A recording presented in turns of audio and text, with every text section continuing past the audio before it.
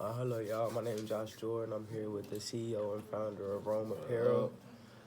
Hey, I mean, it's a long time friend of mine, so we've been knowing each other for a long time. So I decided to actually interview him.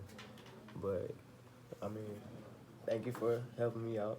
Oh, yeah. Not gonna You shake know my I got hand. you. You know I got you, bro. Shake my hand. Appreciate it. All right, so I'm in a negotiation class. So this is about your business and Yeah. negotiation. So what made you want to start your own clothing company?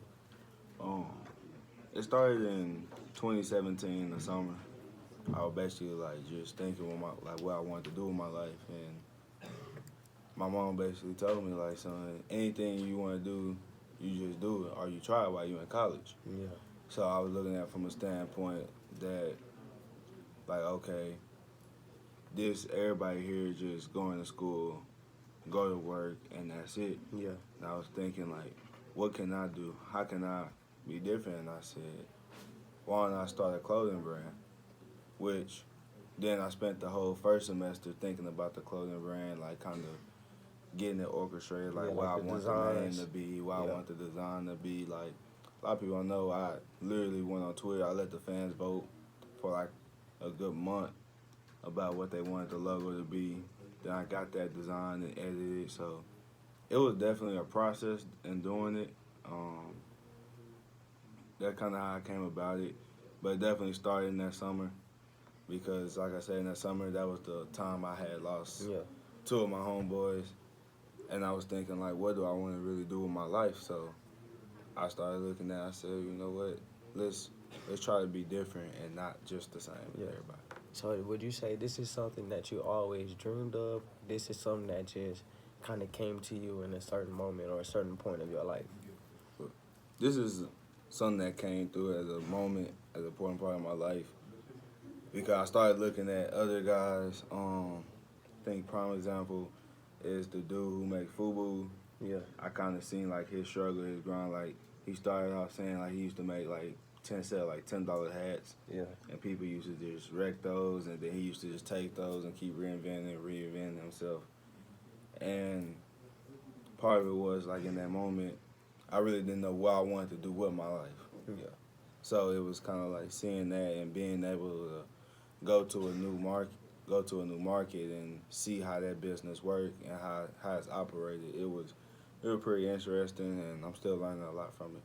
All right, that's good. So I mean, I know running your business and everything is hard. So would you mind just giving me a example of a time or a moment where you felt like you was stuck or felt like you couldn't get no further in what you was doing?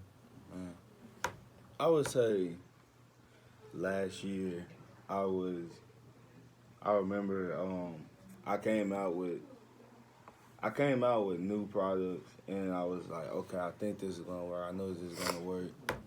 And when I put it out there, like the first week, it was like nothing. And I was stuck. I was like, okay, maybe I'm not promoting it. So I started promoting more and more and more and more, but it was like nothing, nothing, nothing.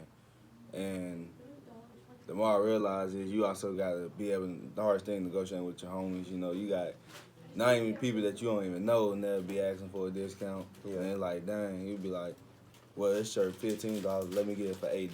yeah, Which is kind of crazy for me because you wouldn't see, like, if you go to a Nike store, you wouldn't see Nike saying, let me turn 50 into $40. 40. But you know what I'm saying? If you got a homeboy or someone with a small local, it's like, instead of saying, I'm going to support you and do all this, it's like saying, I'm going to say, hey, man, either give me $5 or I'm not messing with you. Yeah, Almost make it seem like, okay, you need me yeah. in a sense. So that's another part of negotiation, but a big part of negotiations would be relationships. So, like, have you made any like long-term relationships or a relationship that you think could keep going on from the moment you started your business? My business?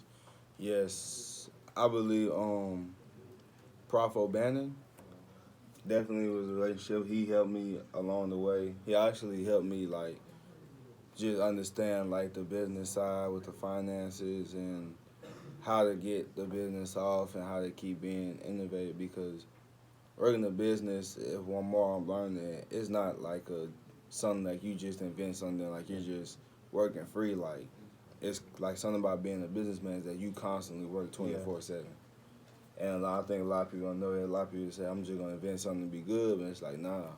You see Nike, Under Armour, Adidas, like those guys don't take almost no days off. Yeah. And you can see that, the success because of it. So with O'Bannon, I say O'Bannon is definitely a long-term relationship. I still talk with him till this day, and he gives me a lot of advice. He helps me a lot. Also, the guys who work at Slates, shout out to Slates, who actually do the prints on my shirts. Like those guys, I go in there, they know me very well. We kind of build a great relationship. I have local people who would come in and offer to buy and do trade-ins. Like, okay, support this business. So it's definitely been a couple of relationships I've been a part of. So. All right, that's good. The relationship is always a big thing, just in life and just in businesses or any other aspect. So I got another question for you. I mean, your name is Rome, but what made you want that to be the name and the concept of your business? So like, the thing is, my name is Rome. I didn't get it necessarily because of my name. You can see with the Coliseum, I got it because when I thought about my name, my mom was like, why'd you name me Rome? And she said, out of all the places you've been through, Rome was the nicest to her.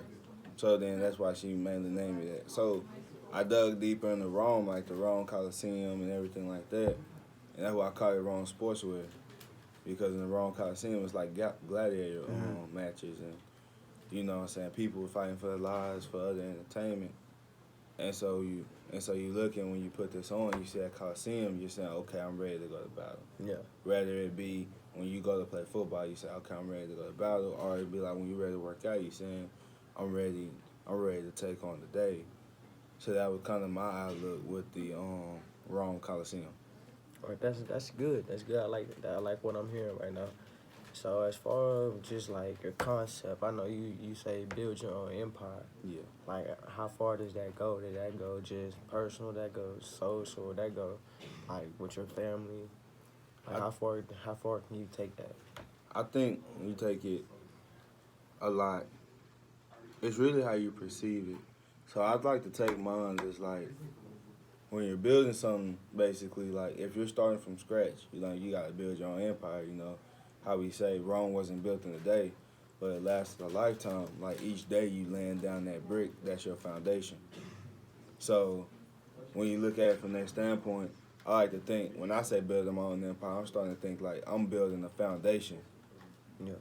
Like I'm setting the standard high. I'm saying I'm going to build this brick by brick, not just for me, because the guys who built Rome, it didn't just last for that one day for them, but it lasted a lifetime for the people too.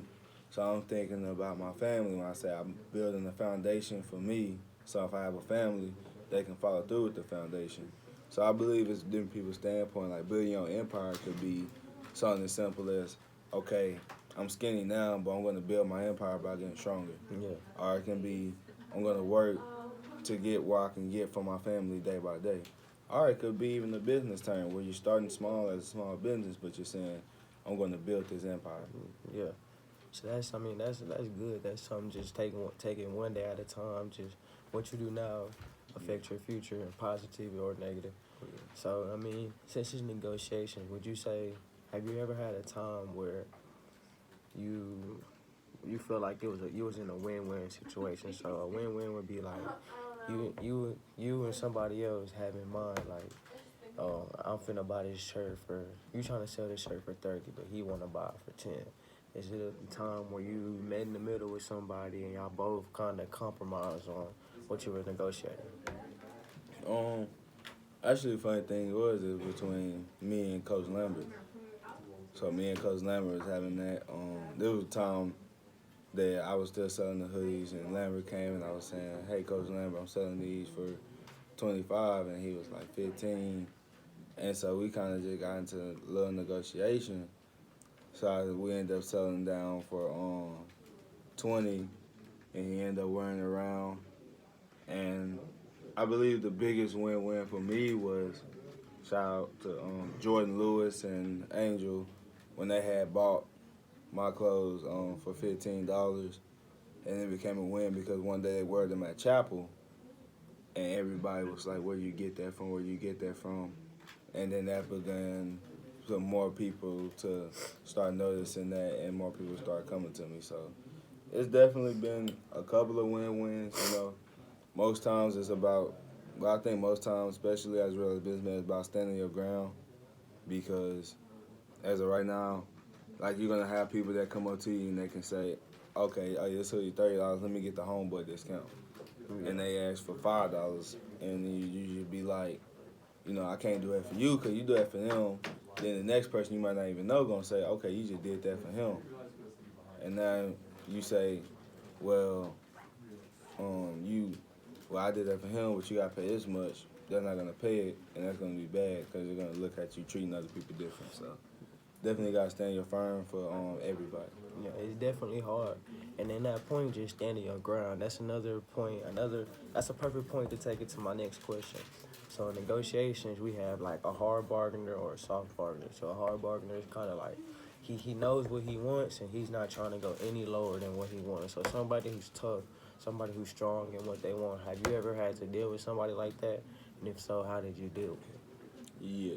So the thing with some of the tough thing I really like with hard bargaining is that you can when you stand your ground, they might not even be there on the first day type. So for example, if I say a shirt is $15 and someone else says shirt is like $5, I can look at that person. I can say that person can look at me and be like, "Well, I'm your homeboy. I'm either paying five. I'm not paying at all." And sometimes you gotta say, "Okay, that's cool." Because sometimes they'll walk like some people will legit walk off, and a couple of days later they can come back and be like, "Oh, okay, I hear, man. Here, man. I'm gonna just pay you this for it." You know, it's all about the likeness of how much they like the product itself. I don't want to that's my key. Like if you want to buy because you like it, not because you my homeboy. Yeah. It's almost like when you take with Nike, like Nike, Nike not gonna look at somebody and say, "Okay, I'm gonna give you I'm gonna let you pay $5 off something that's $50 worth."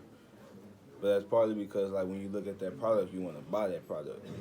Like you want to receive that product. So that's kind of how I feel with my brand. Like I don't want you to buy it because you know me. I want you to buy it because you like it. And if you don't like it, I can go back to the drawing board and be able to come up with something new. So as a businessman, I mean, I know it's your business. You're kind of the owner. You got the last say. But how has like friends or peers helped you in developing a product or creating a different product for your brand? I think it helped me.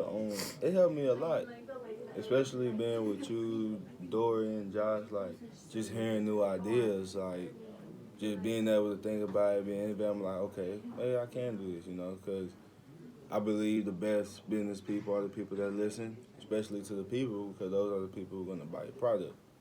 So with that being said, I feel like it's okay to take, like it'll always be okay to take people advice, but it's careful not to try to take too many people advice and lose focus of what's yours. Like there are gonna be some very good ideas, and there are gonna be some ideas that you're just gonna look back and say, "I can't do it," which is kind of with every other business, but it's all about taking the advice and putting it into your own flavor and then giving it for the people to see. Shit, that's good. I mean, man, I appreciate you taking the time out to interview with me. Hey guys, remember, Rome, build your own empire. So if you see the logo right there, just stay tuned, cop a shirt, help my man out. But appreciate it.